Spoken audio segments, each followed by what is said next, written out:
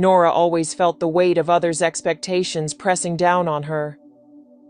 Throughout her school years, she tried to fit in with every group, molding herself to match the preferences and standards of those around her. She joined the popular crowd and dressed like them, even though she preferred a more relaxed style. She forced herself to excel in sports, despite her love for painting and music. Every decision was influenced by her desire to be liked by everyone. As she transitioned into adulthood, the habit of seeking universal approval followed her.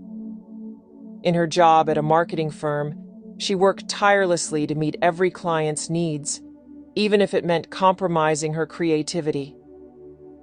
She attended social events she had no interest in, just to stay in the good graces of her colleagues and neighbors.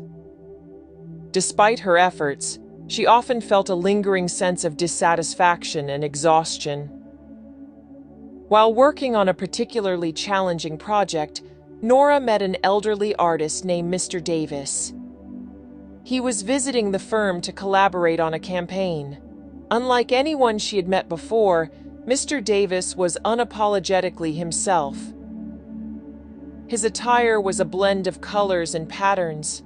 His speech was frank, and his demeanor radiated contentment. Intrigued, Norah asked him about his secret to happiness.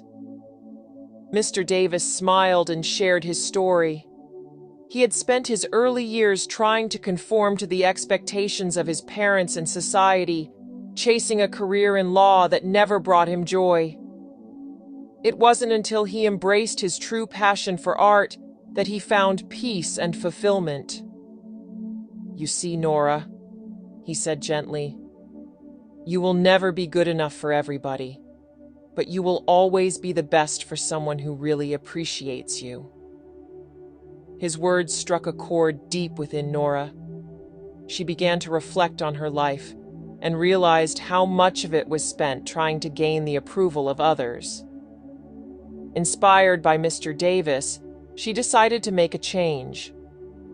She started by reconnecting with her love for painting, dedicating time each week to create art. She began to dress in a way that made her feel comfortable and happy, rather than following fleeting trends. She even started saying no to events and projects that didn't align with her interests or values. As Norah embraced her true self, something remarkable happened. She attracted people who genuinely valued her for who she was. Her colleagues began to admire her unique ideas and creativity. She formed deep, meaningful friendships with those who shared her interests and values. Most importantly, she felt a profound sense of contentment and purpose. Years later, Norah became a well-respected artist and a mentor to young creatives. She often shared Mr. Davis's wisdom, reminding them that trying to please everyone is a futile endeavor. She encouraged them to be authentic, to follow their passions, and to seek out those who truly appreciate them. The moral of Norah's journey is clear. Striving to meet everyone's expectations is a path to unhappiness. True fulfillment comes from being yourself and finding those who cherish you for it. You may not be perfect for everyone, but you will always be perfect for someone who values your unique essence.